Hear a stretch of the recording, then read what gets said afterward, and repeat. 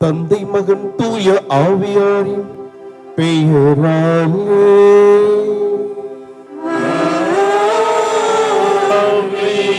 நம் ஆண்டவராகிய இயேசு கிறிஸ்துவின் அருள், கடவுளின் அன்பும் தூய ஆவியாரின் தோழமையும் நட்புறவும் உங்கள் அனைவரோடும் இருப்பதாக.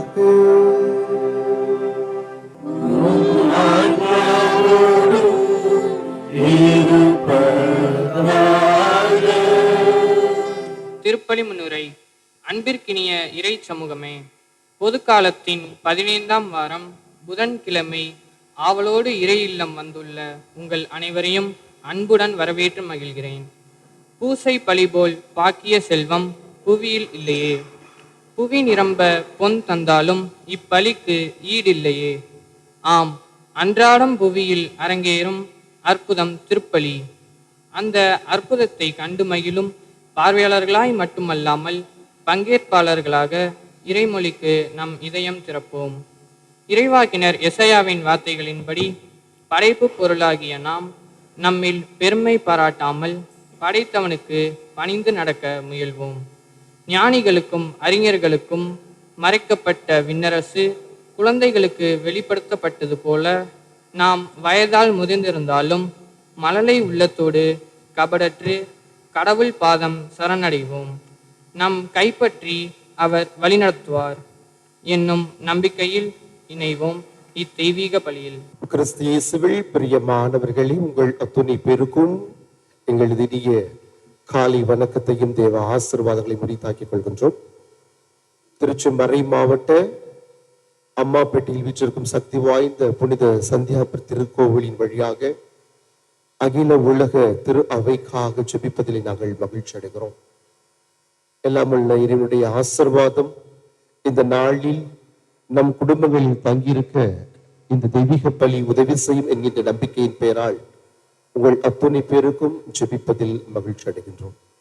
இந்த தூய மறை நிகழ்வினை நாம் கொண்டாடி மகிழ்ந்திட நம்முடைய பாவங்கள், குற்றம், குறைகள், பலவீனங்கள் அத்துணையும் ஏற்றுக்கொண்டு ஆண்டவரிடத்தில் நாம் மன்னிப்பு வேண்டுவோம்.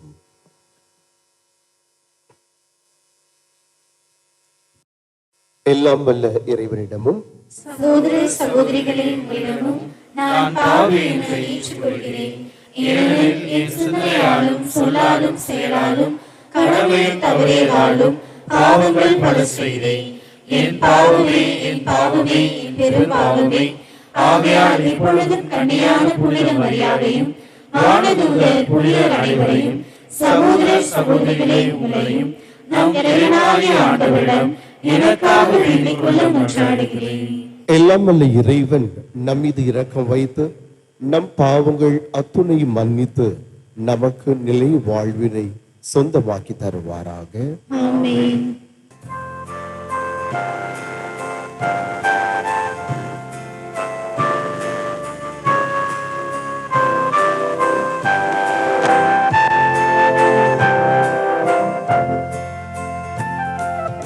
ஆண்டவரே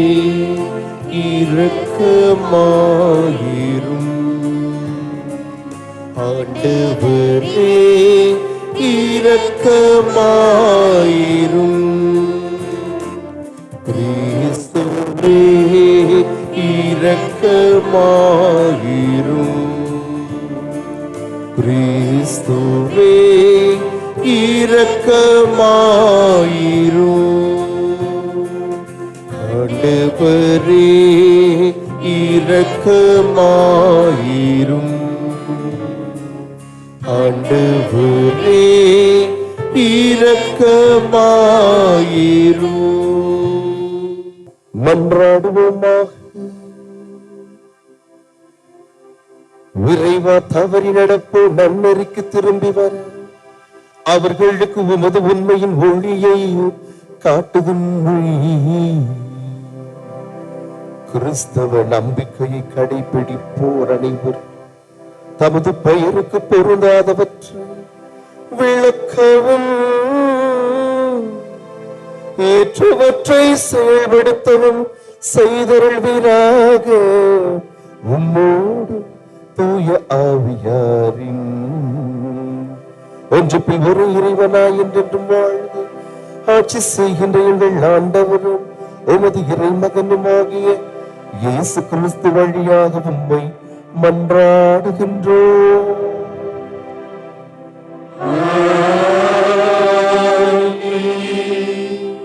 முதல் வாசகம்.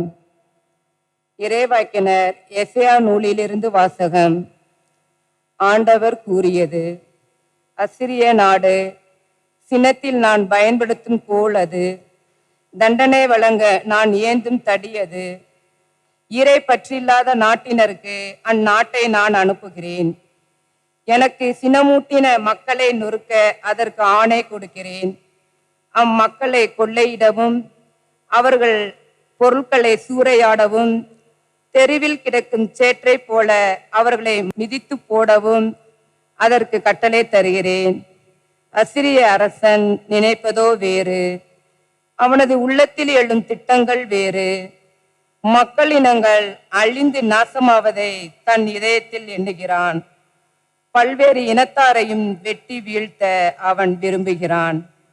ஏனெனில் அவன் இவ்வாறு சொன்னான், என் கை வலிமையாலே நான் அதை செய்து முடித்தேன்.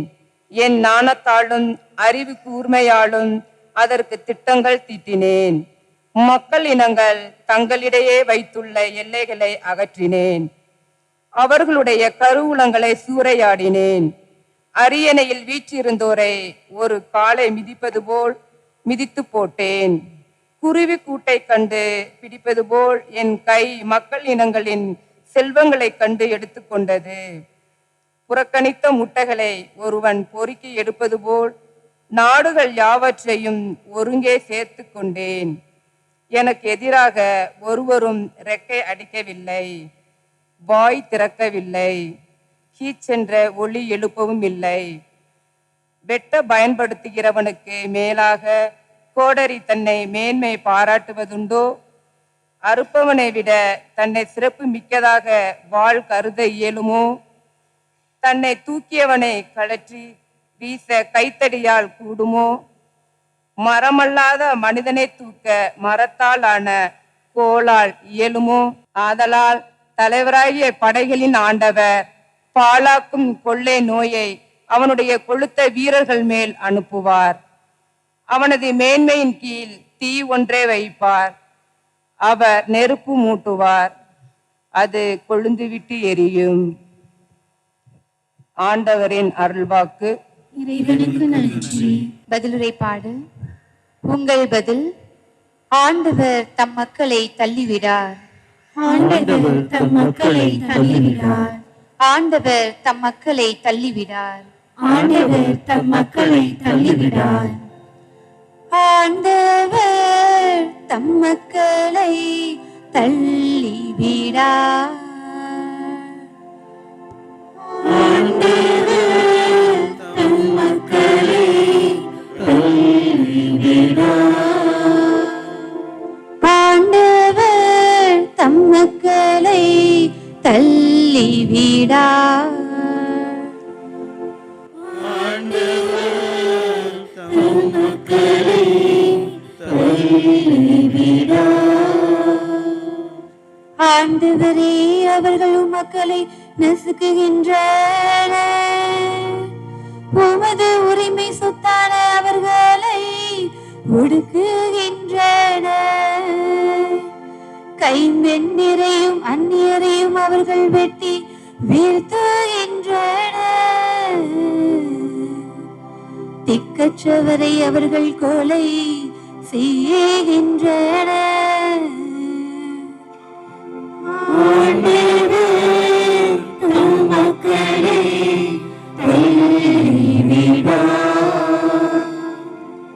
ஆண்டவர் இதை கண்டுகொள்வதில்லை. யாக்கோபின் கடவுள் கவனிப்பதில்லை என்கின்றனர். மக்களிடையே அறிவிலிகளாய் இருப்போரை உணருங்கள். மதிக்கேடரே, எப்பொழுது நீங்கள் அறிவு பெறுவீர்கள்?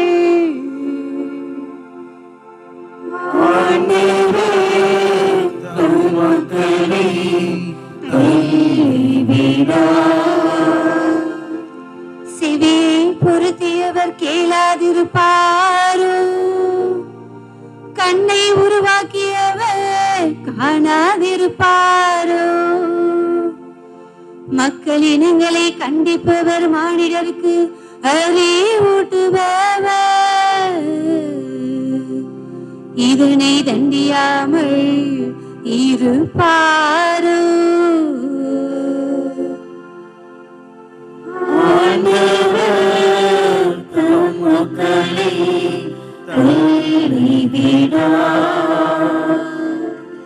ஆண்டவர் தம் மக்களை தள்ளிவிடார். தம் உரிமை சொத்தாம் அவர்களை கைவிடார். தீர்ப்பு வழங்கும் முறையில் மீண்டும் நீதி நிலவும். நேரிய மனத்தினர் அதன் வழி நடந்திடுவர். ஆண்டவர் தம் மக்களை தள்ளிவிடார். ஆண்டவர் தம் மக்களை தள்ளிவிடார்.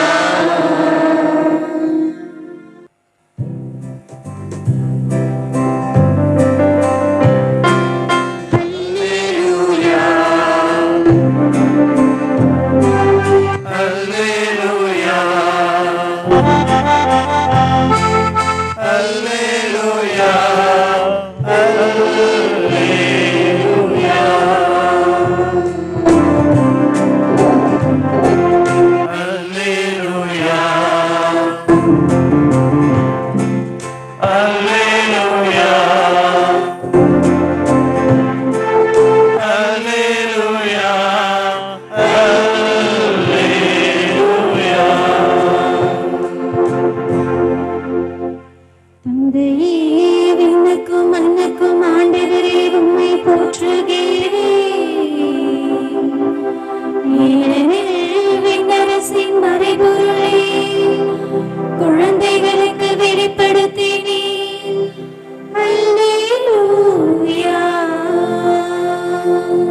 ஆண்டவர்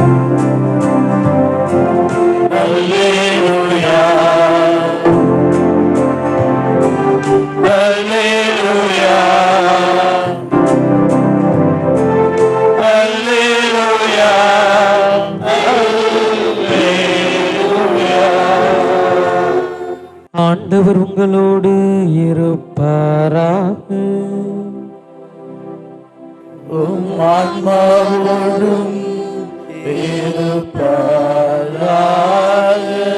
புனித மத்தேயு எழுதிய தூய நற்செய்தியிலிருந்து வாசகம்.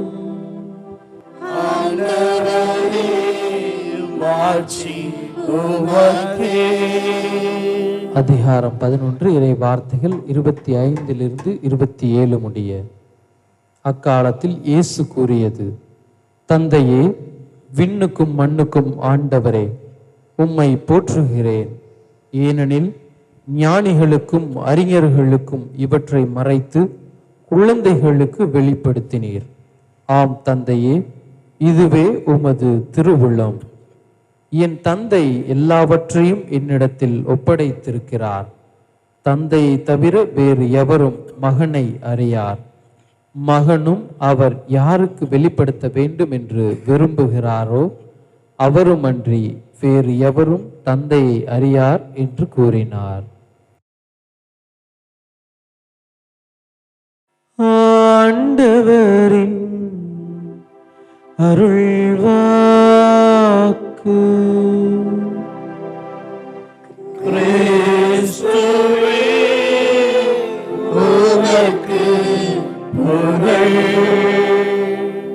இறைவனேசுவில் அன்புக்குரியவர்களே, அனுதினமும் ஆயிரக்கணக்கான மக்கள் அண்ணாந்து பார்க்கின்ற வகையில் ஆயிரக்கணக்கான அறப்பணிகளையும் ஆன்மீக பணிகளையும் எந்தவித தொய்வுமின்றி இந்த திருச்சி மறைமாவட்டத்தில் இருக்கின்ற அம்மாப்பேட்டை என்ற கிராமத்தில் சக்தி மிகுந்த புனித சந்தியாகப்பரின் பரிந்துரையில் ஒவ்வொரு நாளும் வாழ்வை நகர்த்தி கொண்டிருக்கின்ற இப்பங்கில் நாம் முன்னெடுத்து கொண்டிருக்கின்றோம்.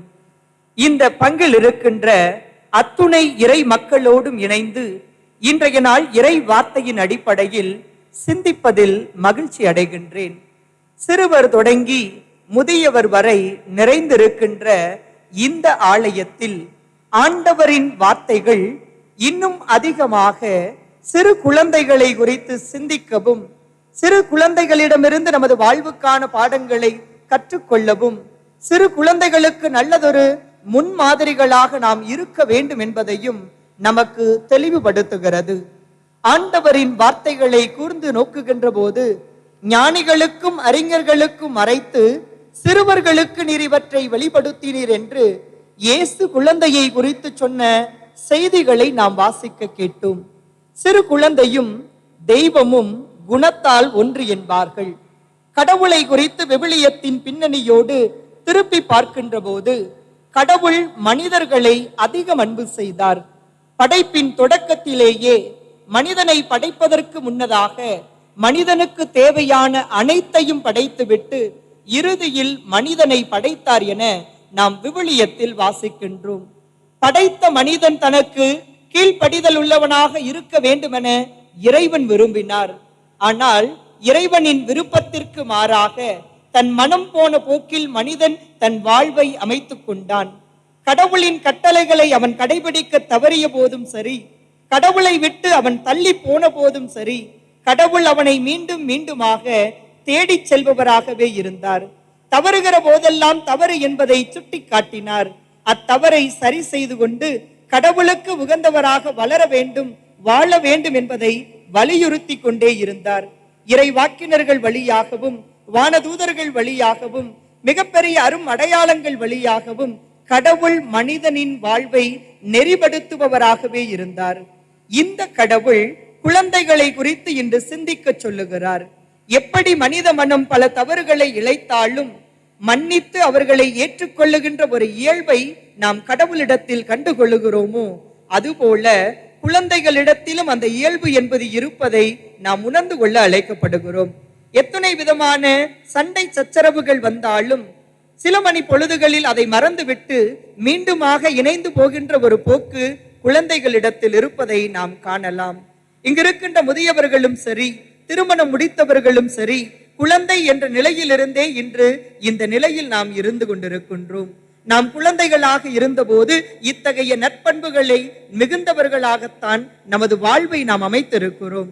காலம் செல்ல செல்ல வயது முதிர்ச்சியின் காரணமாக சண்டை ஏற்பட்டால் நீண்ட நாட்கள் அச்சண்டையோடு தொடர்வதுதான் நமது வளர்ச்சியின் அடையாளம் என்ற மனநிலையோடு நகருகின்ற ஒரு வாழ்வாக நமது வாழ்வு தொடர்ந்து கொண்டிருக்கிறது. ஆனால் இன்றைய நாளில் இறைவனுடைய வார்த்தைகள் சிறு குழந்தைகளிடமிருந்து நமது வாழ்வுக்கான பாடங்களை கற்றுக்கொள்ள வேண்டும் என்பதை வலியுறுத்துகிறது. ஆண்டவர் இயேசுவின் வாழ்வை திருப்பி பார்க்கிற போது அவரது குழந்தை பருவத்தை குறித்து லூக்கா நற்செய்தி 2ஆம் அதிகாரத்தில் நாம் வாசிக்கலாம். சிறுவனாக இருந்த இயேசுவை அன்னை மரியும் சூசையும் இணைந்து ஆலயத்திற்கு அழைத்து சென்றார்கள். சென்ற இடத்தில் கடவுளை வழிபட்டு விட்டு அவர்கள் மீண்டும் திரும்பிய போது சிறுவன் இயேசு தங்களோடு இருப்பார் என எண்ணினார்கள். ஆனால் சிறுவன் இயேசு ஆலயத்திலேயே தங்கியிருந்தார். தங்கியிருந்த இயேசுவை காணாமல் தேடி தவித்து 3 நாட்களுக்கு பிறகாக ஆலயத்தில் சென்று இயேசுவை அவர்கள் கண்டுகொண்டார்கள். கண்டுகொண்ட இயேசுவை அழைத்து கொண்டு தங்கள் இல்லம் திரும்புகிற போது இயேசுவை குறித்து விவிலியத்தில் சொல்லப்பட்ட வார்த்தை, அவர் தன் பெற்றோரோடு சென்று அவர்களுக்கு பணிந்து இருந்தார். அவருடைய தாயாரும் அத்துணை நிகழ்வுகளையும் உள்ளத்தில் இருத்தி சிந்திப்பவராக இருந்தார் என்றும், இயேசு அறிவிலும் ஞானத்திலும் வளர்ந்து கடவுளுக்கு ஏற்புடையவராக இருந்தார் என்றும் இயேசுவின் குழந்தை பருவத்தை குறித்து விவிலியம் நமக்கு சான்று பகருகிறது. இன்று பல பெற்றோர்களின் மிகப்பெரிய கவலை, நம் பிள்ளைகள் நாம் சொல்வதை கேட்க வேண்டும். நம் பிள்ளைகள் பெரியோரை மதிக்கின்ற பிள்ளைகளாக இருக்க வேண்டும். நம் பிள்ளைகள் ஒவ்வொரு நாளும் கடவுளுக்குரிய பாதையில் நடக்க வேண்டும். கடவுளுக்கு ஏற்புடைய வகையில் நமது குழந்தைகள் வளர வேண்டும் என்ற எண்ணம் நம்மில் பலரிடத்தில் இருக்கிறது. ஆனால் பல நேரங்களில் நமது எண்ணத்திற்கு முரண்பாடாகத்தான் குழந்தைகளின் வாழ்வு இருப்பதாக நாம் எண்ணலாம். குழந்தைகளின் வாழ்வு நெறிப்படுவது நமது கைகளில் இருக்கிறது என்பதை இன்றைய இறை வார்த்தை வழியாக இன்னும் ஆழமாக நாம் உணர்ந்து கொள்ள அழைக்கப்படுகிறோம். கண்ணதாசன் குறிப்பிடுவார், எந்த குழந்தையும் நல்ல குழந்தைதான் மண்ணில் பிறக்கையிலே, அது நல்லவராவதும் தீயவராவதும் அன்னையின் வளர்ப்பினிலே என்று சொல்லுவார். பெற்றவர்களின் வளர்ப்பில் தான் ஒரு குழந்தை வளருகிறது. உளவியல் சொல்லுகிறது, ஒரு குழந்தை ஒரு குடும்பத்தில் இருந்து 60% கல்வியை கற்றுக்கொள்ளுகிறது. வெறும் 40% கல்வி மட்டும்தான் வெளி உலகத்தில் இருந்து கிடைக்கிறது. பல நேரங்களில் கிராமங்களுக்கு செல்லுகிற போது இயல்பாக பெற்றோர்கள் சொல்லுகிற வார்த்தை, எங்கள் குழந்தை ஆலயத்திற்கு செல்ல மாட்டேன்றான், எப்ப பார்த்தாலும் மொபைல் எடுத்துக்கிட்டே இருக்கிறான், டிவிக்கு முன்னாடியே உட்கார்ந்து இருக்கிறான் என்று சொல்லுவது வழக்கம். பல நேரங்களில் நம்மை பார்த்து வளருகிற குழந்தைகளுக்கு நாம் முன்மாதிரிகளாக இருக்க தவறுவதன் விளைவு குழந்தைகளின் வாழ்வும் நெறி தவறுகிறது என்பதன் அடையாளம் என்பதை உணர்ந்து கொள்ள வேண்டும். ஒவ்வொரு நாளும் ஆண்டவரின் முன்னிலையில் நேரம் செலவிடுகிற பெற்றோரை காணுகிற குழந்தைகள் தங்கள் வாழ்வை நெறிப்படுத்துகிறார்கள். எத்தனை பணிகள் இருந்தாலும் அத்துணை பணிகளுக்கு மத்தியிலும் ஆண்டவரை தேடி வருகின்ற பெற்றோரை காணுகிற குழந்தைகள் தங்கள் வாழ்விலும் எத்தனை பணிகள் இருந்தாலும் அத்துணை பணிகளுக்கு மத்தியிலும் ஆண்டவரை தேடி செல்லுகின்ற குழந்தைகளாக தங்கள் வாழ்வை நெறிப்படுத்துகிறார்கள். குழந்தைகளுக்கான நல்லதொரு முன் மாதிரிகளாக இருக்க வேண்டிய பொறுப்பும் கடமையும் நம் ஒவ்வொருவருக்கும் இருக்கிறது. இது வெறும் வார்த்தை அல்ல. திருமண வாக்குறுதிகளை கொடுப்பதற்காக ஆலயத்தின் முன்னிலையில் நாம் நிற்கின்ற போது கடவுளுக்கு முன்னிலையில் அருள் பணியாளர்களை சாட்சியாக வைத்து உறவுகளுக்கு முன்னிலையில் நாம் திருமண வாக்குறுதிகளை கொடுத்து வாழ்வை துவங்கி இருப்போம். அப்படி வாழ்வை துவங்குகிற நேரத்தில் ஒவ்வொரு மணமக்களிடமும் கேட்கப்படுகின்ற கேள்வி, கடவுள் கொடுக்கின்ற குழந்தைகளை கடவுளுக்குரிய நெறியில் வளர்ப்பீர்களா என்ற கேள்வியை அருள் பணியாளர் எழுப்புவார். அப்போது மணமக்களாக இருக்கின்ற இருவரும் இணைந்து வளர்ப்போம் என்ற வாக்குறுதி கொடுப்பார்கள். இந்த அகிலத்திற்கு ஒரு குழந்தை வருவதற்கு முன்னதாகவே அக்குழந்தையை நாங்கள் கடவுளுக்குரிய நெறியின்படி வளர்ப்போம் என்ற வாக்குறுதிகளை உதிர்ப்பவர்கள் நாம். நாம் உதிர்க்கின்ற வார்த்தைகள் வெறும் வார்த்தைகளாக இருப்பது ஏற்புடையது அல்ல. நாம் உதிர்க்கின்ற வார்த்தைகள் நமது வாழ்வாக மாற வேண்டும். ஆண்டவர் இயேசுவில் அன்புக்குரியவர்களே, நம் குழந்தைகளை குறித்து சிந்திக்கின்ற இன்றைய நாளில் விவிலியத்தில் ஒரு குழந்தையை குறித்து நான் உங்களோடு பகிர்ந்து கொள்ளலாம் என எண்ணுகிறேன். 2 அரசர்கள் நூலில் 5ஆம் அதிகாரத்தில் நாம் வாசிக்கலாம். நாமான் என்ற ஒரு மனிதன் இருந்தான். சிரியா என்ற நாட்டின் படை தளபதியான அந்த நாமான் என்ற மனிதன் இஸ்ரேல் நாட்டின் மீது போர் தொடுக்கின்றான். அந்த போரில் இருந்து அவன் வெற்றி பெற்று வருகின்ற போது அந்த நாட்டில் இருந்த ஒரு சிறுமியை அங்கிருந்து அழைத்து வந்து தன்னுடைய மனைவிக்கு பணிப்பெண்ணாக கொடுக்கின்றான். அந்த பணிப்பெண்ணாக இருந்த அந்த சிறுமி அந்த வீட்டில் பலவிதமான பணிகளை முன்னெடுத்துக் கொண்டிருக்கின்றாள். காலங்கள் உருண்டோடுகிறது. இந்த நாமான் என்ற மனிதன் தொழுநோய் கொண்டவனாக மாறி போகின்றான். தொழுநோய்க்கு மருந்துகள் இல்லாத அந்த சூழ்நிலையில் இந்த தொழுநோயால் அவன் வருந்துகின்ற போது இந்த சிறுமி அந்த நாமானிடம் சென்று சொல்லுகிறாள், என்னுடைய நாட்டில், நான் வளர்ந்த இஸ்ரேல் நாட்டில் இறைவாக்கினர் ஒருவர் உண்டு, அவரிடத்தில் சென்றால் நீங்கள் நலம் பெறுவீர்கள் என்ற வார்த்தைகளை அவள் கொடுக்கின்றாள். ஒரு சிறுமி தன்னை அடிமையாக கொண்டு வந்திருக்கின்றான் என்ற நிலையிலிருந்து தன்னை இந்நிலைக்கு உள்ளாக்கியவரின் மீது அன்பு கொண்டவளாக, இரக்கம் கொண்டவளாக, அவனுடைய உடல் நலன் மீது அக்கறை கொண்டவளாக அவன் நலம் பெறுவதற்கான வழியை காட்டுகிறாள். ஒரு சிறுமியின் வார்த்தைகளை உதாசீனப்படுத்திவிட்டு அந்த மனிதன் இருந்து விடவில்லை. அந்த சிறுமியின் வார்த்தைகளுக்கு செவி கொடுத்தவனாய் தன்னுடைய நாட்டு அரசனிடத்தில் சென்று, இஸ்ரேல் நாட்டில் சென்று நான் நலம் பெற்று வர வேண்டும், அதற்கு உத்தரவு தாருங்கள் என கேட்கின்ற போது அந்த நாட்டு அரசனும் ஒரு ஆணையை எழுதி கொடுக்கின்றான். அந்த ஆணையோடு இஸ்ரேல் நாட்டிற்கு இந்த நாமான் பயணம் செய்கிறான். இஸ்ரேல் நாட்டு அரசனிடத்தில் சென்று அந்த ஆணையை கொடுக்கிறான். அந்த ஆணையை இஸ்ரேல் நாட்டு அரசன் வாங்கி படிக்கின்றான். இவனுடைய தொழுநோயை குணப்படுத்துங்கள் என்று அதில் எழுதப்பட்டிருக்கிறது. இந்த வார்த்தைகளை வாசித்த உடனே இஸ்ரேல் நாட்டு அரசன் கோபம் கொள்ளுகிறான். எவராலும் தீர்வு கொடுக்க முடியாத இந்த நோயை நான் குணப்படுத்த வேண்டும் என்று எனக்கு ஒரு ஓலையை கொடுத்திருக்கின்றார். அந்த நாட்டு அரசன் என் மீது போர் தொடுப்பதற்கு வழி தேடி கொண்டிருக்கிறான் என்பதாகவே இதை பார்க்கிறேன் என்று சொல்லி தன்னுடைய ஆடைகளை கிழித்துக் கொண்டு கத்துகிறான். அவருடைய கூக்குரல் ஆனது, அவரது கர்ஜனை ஆனது நாட்டில் இருக்கின்ற எல்லோர் செவிக்கும் எட்டுகிறது. அப்போது அந்த நாட்டில், இஸ்ரேல் நாட்டில் இருந்த எலிசா என்ற இறைவாக்கினர், எதற்காக அஞ்சுகிறீர்கள், எதற்காக கர்ஜிக்கிறீர்கள், அந்த மனிதனை என்னிடத்தில் அனுப்பி வையுங்கள் என்கிறார். அவரின் வார்த்தைகளுக்கு அடிப்படையில் இந்த நாமானை அரசன் அவருடைய இல்லத்திற்கு அனுப்புகிறான். அந்த நாமானானவர் நலம் பெறுவதற்காக பலவிதமான பொன்னையும் பொருளையும் சுமந்து கொண்டு எலிசா என்ற இறைவாக்கினரின் வீட்டு வாயில் அருகே வந்து நிற்கின்றான். வீட்டிலிருந்து எலிசா வெளிவரவில்லை. உள்ளிருந்த வண்ணமாகவே ஒரு நபரை அனுப்பி வெளியே நிற்கின்ற அந்த நாமான் என்ற மனிதனை யோர்தா நாட்டில் சென்று 7 முறை முங்கி எழச் சொல்லும், அவனது நோய் நலமாகும் என்று சொல்லுகிறார். இந்த நாமானுக்கு ஒரு கோபம் வருகிறது. ஒரு நாட்டின் படை தளபதியாக இருந்திருக்கிறேன், அரசின் ஆணைக்கு இணங்க அரசின் அதிகாரத்தோடு நான் வந்திருக்கின்றேன், என்னை சந்திக்கவில்லை இந்த மனிதன், எனக்காக கடவுளை நோக்கி கைகளை உயர்த்தி இந்த மனிதன் ஜெபிக்கவில்லை, உள்ளிருந்து கொண்டு என்னை சென்று ஒரு ஆற்றில் மூழ்கி எழ சொல்லுகின்றார். இதைவிட சிறப்பான நதிகள் என் நாட்டில் இருக்க எதற்காக என்னை இங்கு அனுப்பி இருக்கிறார் என்ற எண்ணம் அவன் உள்ளத்தில் மேலோங்குகிறது. இந்த எண்ணங்களோடு அவன் கோபத்தோடு நிற்கின்ற போது அங்கிருந்த ஒரு பணியாளன் அவனிடத்தில் பேசுகிறான். இதைவிட கடினமான ஒரு காரியத்தை உன்னிடம் சொல்லி இருந்தால் நீங்கள் செய்திருப்பீர்கள் அல்லவா, இது மிகவும் எளிதான காரியம்தானே, ஒரு ஆற்றில் 7 முறை முங்கி எழ வேண்டும், செய்துதான் பாருங்களேன் என்று சொல்ல, அந்த பணியாளரின் வார்த்தைக்கும் செவி கொடுத்து இந்த நாமான் என்ற மனிதன் யோர்தான் ஆற்றில் 7 முறை முங்கி எழுகிறார். 7ஆம் முறை அவர் மூழ்கி எழுகின்ற போது ஒரு சிறு குழந்தையின் உடலை போல அவரது உடல் மாறியது என விவிலியத்தில் நாம் வாசிக்கின்றோம்.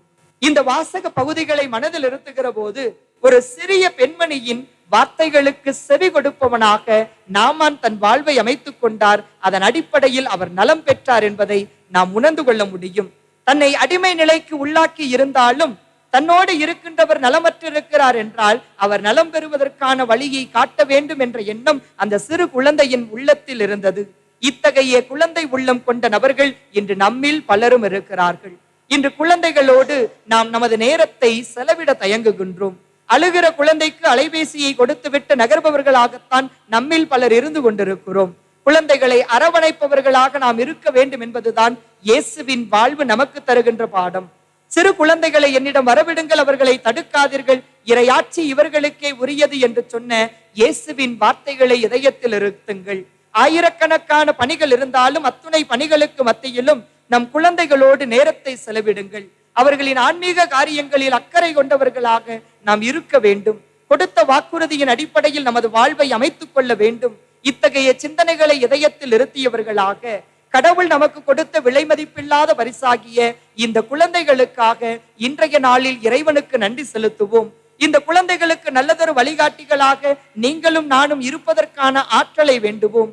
இந்த குழந்தைகளிடத்தில் காணப்படுகிற சின்னஞ்சிறிய நற்பண்புகளை கூட தட்டி கொடுத்து ஊக்கப்படுத்துகின்ற நபர்களாக நமது வாழ்வை அமைத்துக் கொள்ள ஆற்றல் வேண்டியவர்களாக இணைந்து இப்பள்ளியில் தொடர்ந்து ஜெபிப்போம். கிறிஸ்துவில் அன்பிற்கினிய சகோதர சகோதரிகளே, இப்போது நாம் தொடங்கும் பொது மன்றாட்டுகளில் நமக்காகவும் நம் தேவைகளுக்காகவும் மட்டுமல்லாமல் அகில உலக தேவைகளுக்காகவும், குறிப்பாக இந்த மாதா தொலைக்காட்சி வழியாக இல்லத்திலிருந்து ஜெபித்துக் கொண்டிருக்கின்ற ஒவ்வொருவருடைய வேண்டுதலுக்காக நாம் இப்போது நம்முடைய மன்றாட்டுகளை எடுத்து வைப்போம். படைத்தாளும் பரமனே எம் இறைவா, திருத்தந்தை முதல் பொது நிலையினர் வரை திரு அவையின் அனைத்து அங்கத்தாரையும் உம் பாதம் அர்ப்பணிக்கின்றோம். நீதியின் ஒளி கொண்டு நேரிய பாதையில் மக்களை வழிநடத்திடவும், மாபெரும் இந்த யூபிலி ஆண்டின் இலக்குகள் அனைத்தும் வெற்றி பெறவும் உமது அருளை பொழிய வேண்டுமென இறைவா உம்மை மன்றாடுகிறோம். எல்லாம் வல்ல இறைவா, எங்கள் மன்றாட்டை கேட்டருளும். புதுமைகளின் பிறப்பிடமே எம் இறைவா, நவீன உலகில் ஒவ்வொரு நாளும் நாங்கள் அடையும் வளர்ச்சிக்காக உமக்கு நன்றி கூறுகின்றோம்.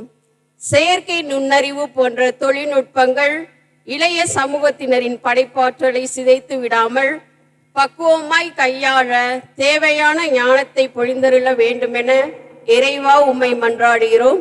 எல்லாம் வல்ல இறைவா, எங்கள் மன்றாட்டை கேட்டருளும். அமைதியின் உருவமானவரே எம் இறைவா, நீர் எங்களுக்கு பரிசாய் கொடுத்துள்ள இவ்வுலகில் நாளுக்கு நாள் அதிகரித்து கொண்டிருக்கும் வன்முறைகள், போராட்டங்கள், அநீதி பிரிவினைகள், ஒரு சார்பு கொள்கைகள் அகன்று அன்பு என்னும் கட்டமைப்பில் அகிலம் திளைத்திடவும் அமைதியின் தூதர்களாய் நாங்கள் மாறி வாழ இறைவா உம்மை மன்றாடுகின்றோம். எல்லாம் வல்ல இறைவா, எங்கள் மன்றாட்டை கேட்டருளும். பகிர்வின் பரமனே எம் இறைவா, உம்மிடமிருந்து நாங்கள் பெற்றுக்கொள்ளும் அனைத்து வளங்களையும் நலன்களையும் பிறரோடு பகிர்ந்து மகிழவும், அன்றாடம் விலையேறி கொண்டிருக்கும் கல்வி, மருத்துவம், தொழில்நுட்பம் ஆகிய அனைத்து மக்களுக்கும் எளிதில் கிடைத்திட வேண்டுமென இறைவா உம்மை மன்றாடுகிறோம். நம்முடைய தனிப்பட்ட தேவைகளை இறைவிடம் மௌனமாக எடுத்து வைப்போம்.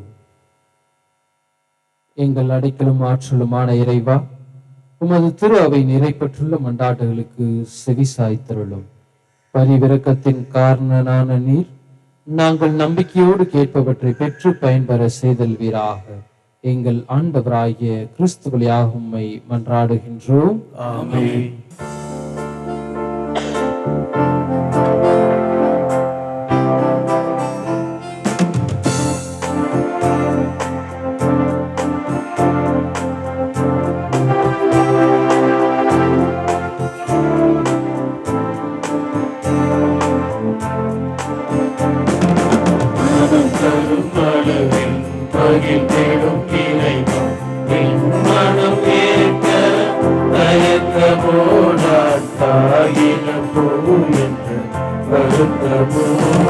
மனம் தரும் மலரில் மகிழ்ந்திடும் இறைவா, என் மனமேற்கு தயக்கமோ, நான் காகித பூவென்று வருத்தமோ.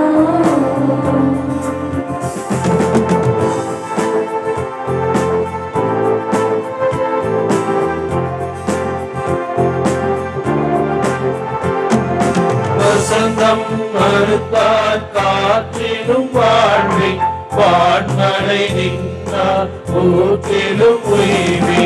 வசந்தம் மறுத்தால் காற்றிலும் வாழ்வே, வான்மழை நின்றால் ஊற்றிலும் உய்வே. செல்வங்கள் மறுத்தால் ஏழ்மையில் வாழ்வே, செல்வங்கள் மறுத்தால் ஏழ்மையில் வாழ்வே. இயேசுவே, இன்று நான் எங்கு செல்வேன்? மனம் தரும் மலரில் மகிழ்ந்திடும் இறைவா, என் மனமேற்கு தயக்கமோ, நான் காகித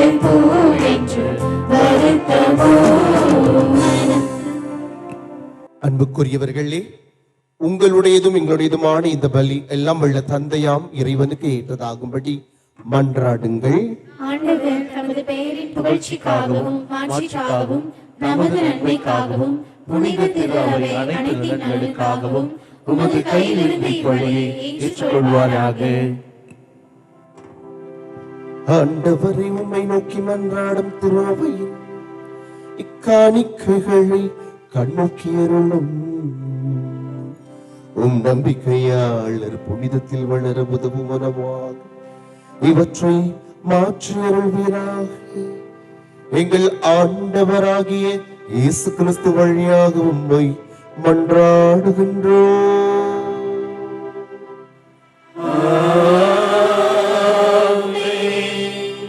ஆண்டவர் உங்களோடு இருப்பாராக.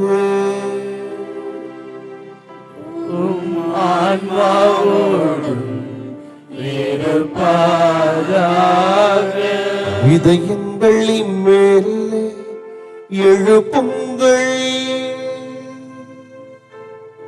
ஆண்டவரிடம் எழுப்பியுள்ளோம். நம் இறைவனாகிய ஆண்டவருக்கு நன்றி பாடுவோம். அது தகுதியும் நீதியும் ஆனது.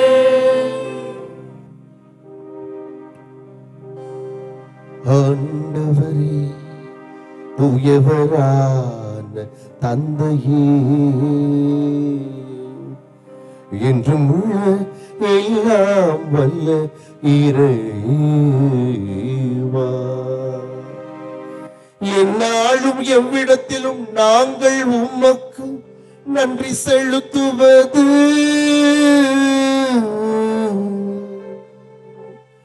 மெய்யாகவே தகுதியும் நீதியும் ஆகும். எங்கள் கடமையும் மீட்புக்குரிய செயலும் ஆகும்.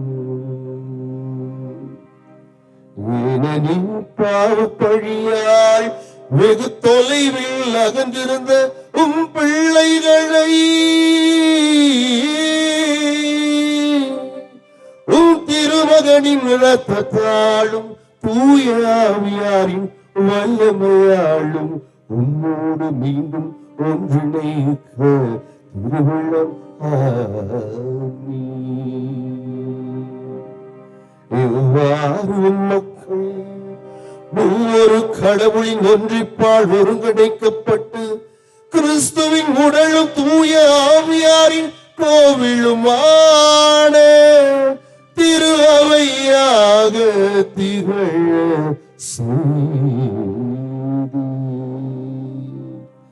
இதனால் பல்வகையில் வெளிப்படும் உமது ஞானத்தை புகழச் செய்தீராகவே. வான தூதர் திரளோடும் ஒன்று சேர்ந்து நாங்கள் உம்மை புகழ்ந்தேத்தி மகிழ்ச்சியுடன் ஒரு குடும்பமாய் பாடி மகிழ்வதாவது.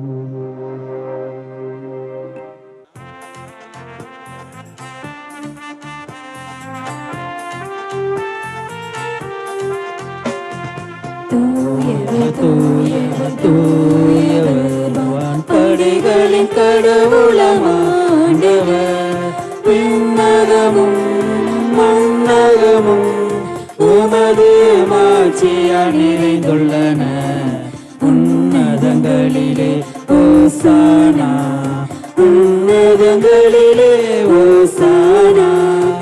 ஆண்டவர் பெயரால் வருகிறவர் ஆசி பெற்றவர். உன்னதங்களிலே ஓசானா, உன்னதங்களிலே ஓசானா. ஆண்டவரே, நீர் மெய்யாகவே தூயவர், தூய்மை அனைத்துக்கும் ஊற்று. அவனுடைய ஆவியை பொழிந்து இக்காணிக்கைகளை தூய்மைப்படுத்த உம்மை தாழ்மையுடன் வேண்டுகின்றோம். இவ்வாறு எங்கள் ஆண்டவர் இயேசு கிறிஸ்துவின் உடலும் இரத்தமுமாக எங்களுக்கு இவை மாறுவனமாக. அவ பாடுபட உள்ளம் கனிந்து தம்மை கையளித்த போது அப்பத்தை எடுத்து நன்றி செலுத்தி அதை பிட்டு தம் சீடர்களுக்கு பகிர்ந்தளித்து அவர் கூறியதாவது, அனைவரும் இதிலிருந்து பெற்று உண்ணுங்கள்,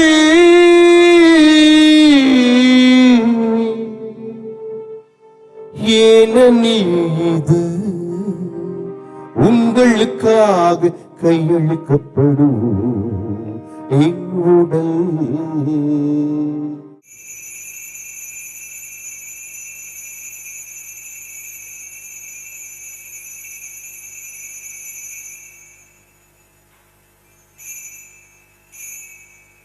அவன் மீது இரவு விருந்தை அருந்துகையும் கிண்ணத்தையும் எடுத்து மீண்டும் உமக்கு நன்றி கூறி தம் சீடர்களுக்கு அளித்தவர் கூறியதாவது, அனைவரும் இதிலிருந்து பெற்று பருகுங்கள்,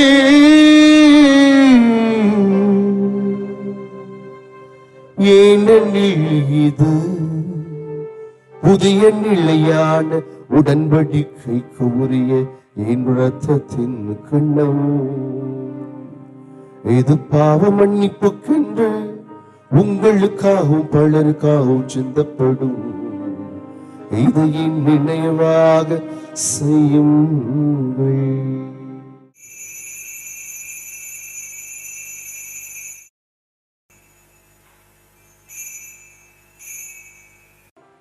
நம்பிக்கையின் மறை பொருள்,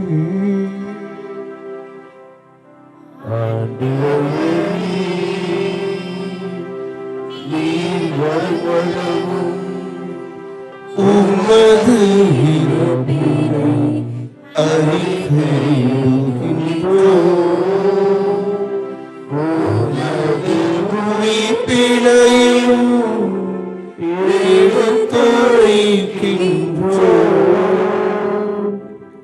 ஆகவே ஆண்டவரை நாங்கள் கிறிஸ்துவுடைய இறப்பினை உயிர்ப்பினை நினைவு கூர்ந்து வாழ்வு தருகின்ற அப்பத்தை மீட்பு அளிக்கின்ற கிண்ணத்தை ஒப்பு கொடுக்கின்றோம். திரும்ப நமக்கு நாங்கள் ஊழியம் புரிய தகுந்தவர்கள் என நீர் எங்களை ஏற்றுக்கொண்டீர். எனவே நாங்கள் உமக்கு நன்றி செலுத்துகின்றோம்.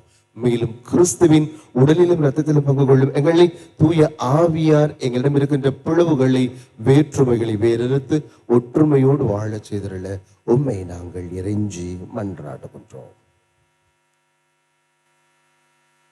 ஆண்டவரே, உலகெங்கும் பரவி இருக்கும் உமது திரு அவையை நினைவு கூர்ந்தருளும். எங்கள் திரு தந்தை பிரான்சிஸ், எங்கள் ஆயர் ஆரோக்கியராஜ், எல்லா திரு நிலையினராகிய அனைவரோடும் உமது திரு அவை அன்பில் நிறைவு பெறச் செய்தருளும். இறைவா, நம்பிக்கையோடு இப்பலியில் இணைந்திருப்பவர்களையும் இணைய வழியில் இப்பலியை கண்டு செபிப்பவர்களையும் உமது பாதம் அர்ப்பணிக்கின்றோம். கடந்த நாள் முழுவதும் கரம் பிடித்து வழி நடத்தியது போல இந்த புதிய நாளிலும் ஒவ்வொருவரையும் கரம் பிடித்து வழி நடத்தியருளும். குழந்தைகளை ஆசிர்வதித்தருளும். குழந்தைகளுக்கான நல்ல முன்மாதிரிகளாக நாங்கள் இருக்க உம் ஆவியின் அபிஷேகத்தால் எங்களை நிரப்பிட வேண்டுமாய் உம்மை மன்றாடுகின்றோம். உயிர்த்தெழும் எதிர்நோக்குடன் தொழில் கொள்ளும் எங்கள் சகோதர சகோதரிகளையும் இறந்தோர் அனைவரையும் இரக்கத்துடன் நினைவு கூர்ந்து உமது திருமுக ஒளியினுள் ஏற்றருளும். எங்கள் அனைவர் மீதும் இரக்கமாயிரும். கடவுளின் கன்னித்தாயான புனித மரியா, அவருடைய கணவரான புனித யோசேப்பு, புனித திருத்தூதர்கள், இவ்வுலகில் உமக்கு உகந்தவராயிருந்தோராகிய புனிதர் அனைவருடனும் நாங்கள் நிலை வாழ்வில் பங்கு கொள்ளும் தகுதி பெற்று உம் திருமகன் இயேசு கிறிஸ்து வழியாக உம்மை புகழ்ந்தேத்தும் வரமருள்ள உம்மை மன்றாடுகின்றோம்.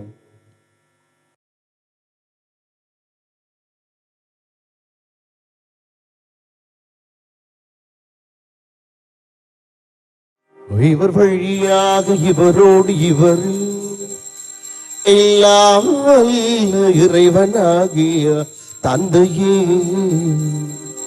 தூய ஆவியாரின் ஒன்றிப்பு எல்லா புகழும் ஆட்சியும் என்றென்றும் உமக்கு உரியதே.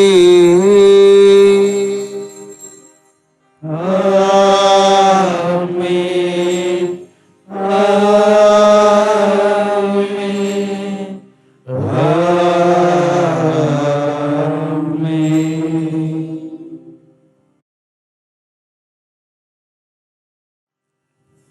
மீட்பரின் கட்டளையால் கற்பிக்கப்பட்டு இறை படிப்பணியால் பயிற்சி பெற்ற நாம் அத்துணை பேரும் இணைந்து இறைவனிடம் இரு கரம் விரித்தவர்களாக உரிமையாகவும் ஆசையோடு மன்றாடுவோம். தந்தையே, உமது பெயர் தூயது என போற்ற பெறுக. உமது ஆட்சி வருக. உமது திருவுள்ளம் விண்ணுலகில் நிறைவேறுவது போல மண்ணுலகிலும் நிறைவேறுக. எங்கள் அன்றாட உணவை இன்று எங்களுக்கு தாரும். எங்களுக்கு எதிராக குற்றம் செய்வோரை நாங்கள் மன்னிப்பது போல எங்கள் குற்றங்களை மன்னியும். எங்களை சோதனைக்கு உட்படுத்தாதையும் தீமையில் இருந்து எங்களை விடுவித்தருளும். ஆண்டவரே, தீமை அனைத்திலிருந்து எங்களை விடுவித்து எங்கள் வாழ்நாளில் அமைதியை கனிவுடன் அருள உம்மை நோக்கி மன்றாடுகின்றோம். உமது இரக்கத்தின் உதவியால் நாங்கள் பாவத்திலிருந்து எப்போதும் விடுதலை பெற்று யாதொரு கலக்கமும் கவலைகளும் கஷ்டங்களும் கண்ணீருமின்றி நலமாய் வளமாய் வாழ்வோமாக. நாங்கள் எதிர்நோக்கி இருக்கும் பேரின்பத்துக்காகவும் மீட்பராகிய இயேசு கிறிஸ்துவின் வருகைக்காகவும் மகிழ்ச்சியோடு காத்திருக்கின்றோம். ஏனெனில் ஆட்சியும் வல்லமையும் ஆட்சியும் என்றென்றும் உமதே. ஆண்டவராகிய இயேசு கிறிஸ்துவே, அமைதியை உங்களுக்கு விட்டு செல்கிறேன், என் அமைதியை உங்களுக்கு தருகின்றேன் என்று அந்நாளிலும் திருத்தூதர்களுக்கு திருவாய் மொழியந்தீரே.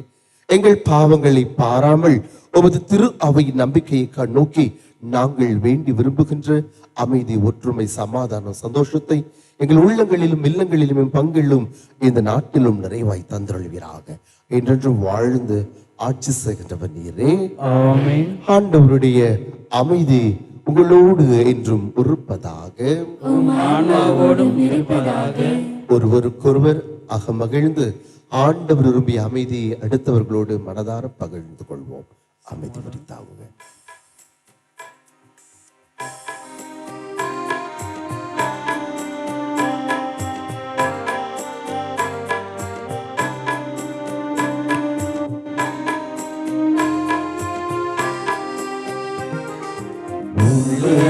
பாவம் போகும் இறைவனின் செம்மறியே,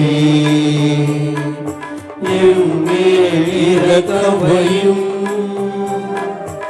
உலகின் பாவம் போகும் இறைவனின் செம்மறியே, எம்மேல் இரக்கமையும். உலகின் பாவம் போகும் இறைவனின் செம்மறியே, எமக்கு அமைதி அருளும், எமக்கு அமைதி அருளும். ஆண்டவராகிய இயேசு கிறிஸ்துவே, இதோ நாங்கள் உட்கொள்ளும் உடலும் இரத்தமும் நீதி தீர்ப்புக்கும் தண்டனைக்கும் உள்ளாகுவது பரிவிரக்கத்தால் எங்கள் உள்ளத்தின் உடலை காத்திடும் வரும் மருந்தாகிட அருள் புரியும். நாங்கள் என்றுடைய கட்டளைகளில் கருத்தூடிக்க செய்தருளும். நாங்கள் ஒருபோதும் உம்மை விட்டு பிரிய விடாதையும். இது இறைவனின் செம்மறி, இவரே உலகின் பாவங்களை எல்லாம் போக்குகின்றவர். இவருடைய விருந்துக்கு அழைக்கப்பெற்ற நாம் அத்துணை பேரும் பேறு பெற்றவர்கள். ஆண்டவரே, நீர் என் இல்லத்தில் எழுந்தருள நான் தகுதியற்றவன். ஆனால் ஒரு வார்த்தை மட்டும் சொல்லியருளும், எனது ஆன்மா நலமடையும். கிறிஸ்துவின் உடலும் இரத்தம் பாதுகாத்து நமக்கு நிலை வாழ்வினை வழங்குவராக. ஆமென்.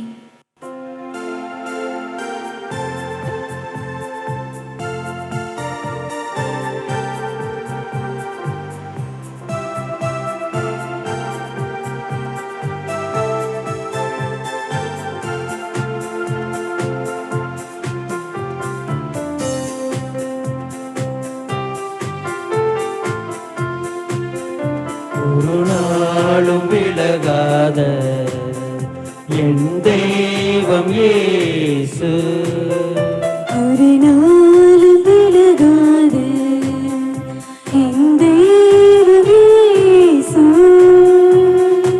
என் பக்கம் இருக்கின்றார். அவர் என்னோடு இருக்க, என்னாலும் காக்க, அஞ்சாமல் நடந்திடுவே. அவர் என்னோடு இருக்க, என்னாலும் காக்க, அஞ்சாமல் நடந்திடுவே. ஒரு நாளும் விலகாத என் தெய்வம் இயேசு.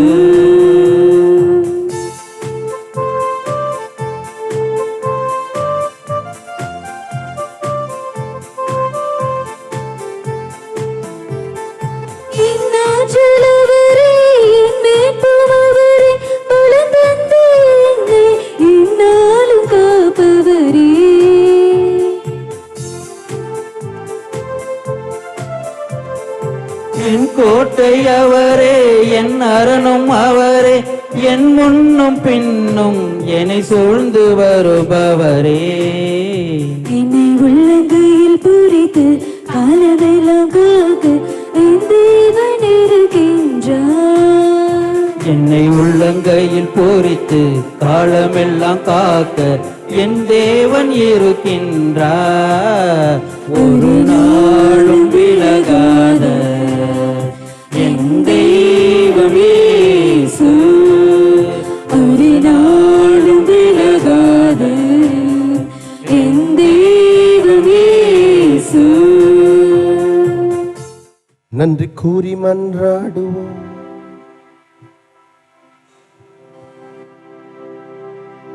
ஆண்டவரே, விண்ணக பள்ளியில் நாங்கள் அடிக்கடி வங்கு வர செய்யவும் வேண்டுகின்றோம்.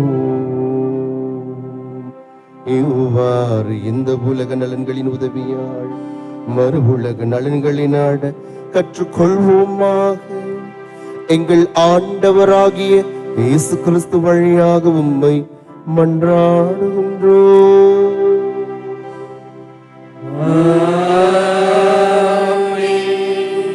ஆண்டவர் உங்களோடு இருப்பாராக.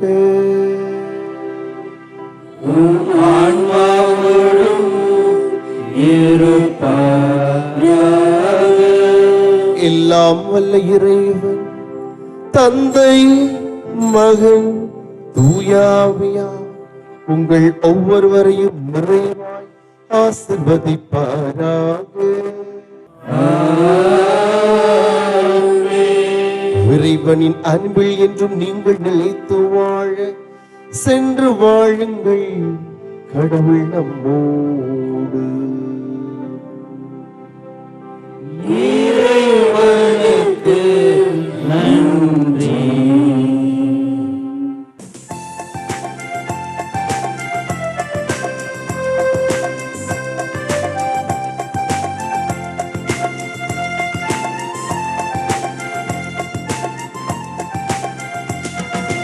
வளனாரே வளனாரே வாழி, வந்தோம் யாம் ஒன்றாக கூடி, உந்தன் புகழ் பாடி, உந்தன் புகழ் பாடி. வளனாரே வளனாரே வாழி, வந்தோம் யாம் ஒன்றாக கூடி, உந்தன் புகழ் பாடி, உந்தன் புகழ் பாடி.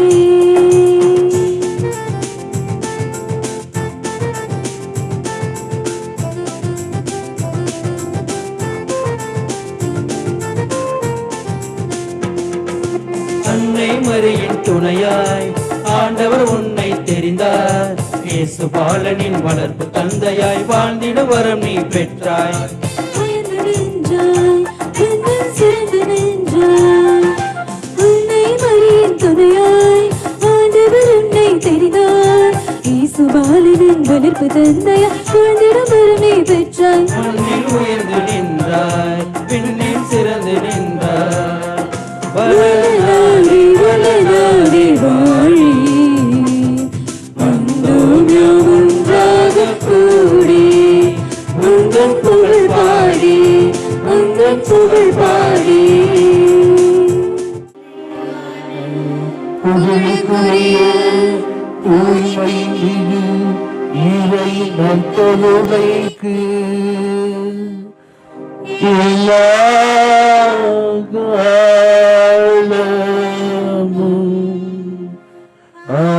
ஆராதனையும் புகழும் போற்றியும் மாட்சிமையும் உண்டாக கிடவது. தந்தை, மகன், தூய் ஆவியாரின் பெயராலே ஆமென்.